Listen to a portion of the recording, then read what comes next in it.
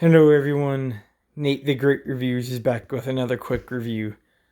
But I'm telling you this right now. This game is so goddamn underrated.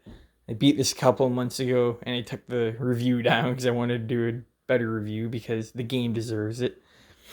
But unfortunately, my boys at Jaeger don't want to do a sequel and they moved on to do stuff like Fortnite and all that kind of crap. But anyways, this game came out around a time when Modern Warfare came out, like the first Modern Warfare, Call of Duty 4, and there's a lot more third person games or army games or whatever. So this one got swept under the radar, unfortunately. But everyone on YouTube was just saying how good the story was, and if it wasn't for that, I probably wouldn't have bought in the game because I thought it looked pretty boring myself. Like, it is basically, when you get down to the roots of it, it's basically just a third person cover shooter. And the executions and the guns and all that feel really good, but I mean, it gets kind of not. It doesn't get boring. It just gets kind of repetitive after a while. But the level design and especially the story definitely make up for it. And the story is what makes me keep coming back. There's like three different endings. It's just a really, really good story. You can interpret it in so many ways. There's so many hidden details in the game that I can't even explain. They're really complicated, but like at the beginning, you get into a helicopter crash in the prologue, and in my opinion, like everyone else on YouTube, that's when the character dies. So you think the rest of the game is basically your imagination, living in your own mental hell, basically in your own state of mind, and he ends up dying in that helicopter crash, and the rest of it is just an imagination, not an imagination, a reincarnation of what happened leading up to the helicopter crash.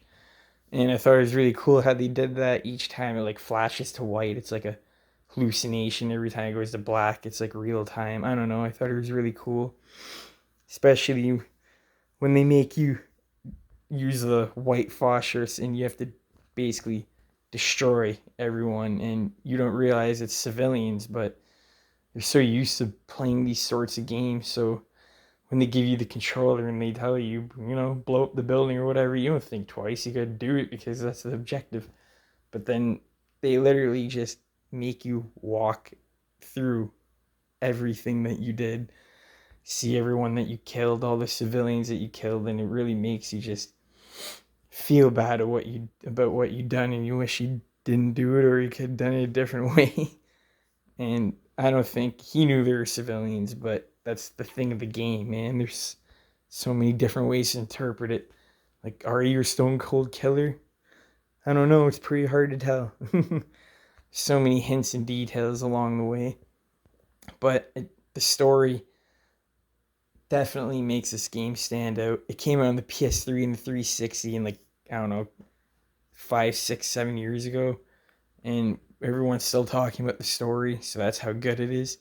It's just a shame that it got overshadowed by all these other big games like Call of Duty and Gears of War and everything. Not saying they're not good, they are, but when it comes to the story, this game is just 10 times better. It just knocks it out of the park. Really, really, some of the scenes and images really stick in your mind. Makes you really uncomfortable. Gave me goosebumps a lot of the times.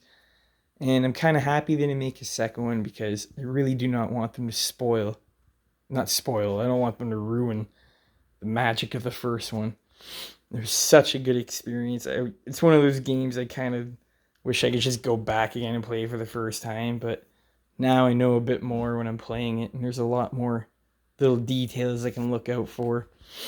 I don't want to spoil the ending in case not a lot of people have played this game, I bet, but didn't want to play the multiplayer, but I tried to give it a shot, and it didn't work, so obviously no one's playing this right now in 2021, but a really, really good game. Got it for $30 off eBay, and I really suggest anyone that is a fan of these cover shooters get it, but not for that.